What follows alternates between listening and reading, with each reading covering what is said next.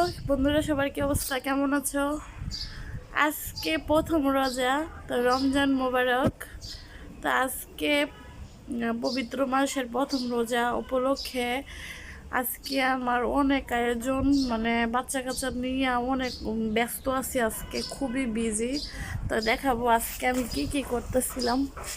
এই যে first time আমি এখানে বুট সিদ্ধ দিচ্ছি, সেটাই দেখাবো তোমাদের।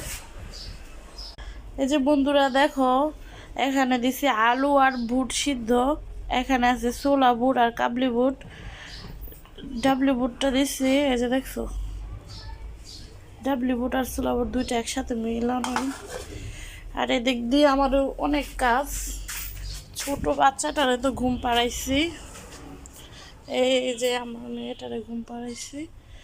তা এখন আমার এই যে দেখুন কাজগুলা সব করে ফেলবো আস্তে ধীরে।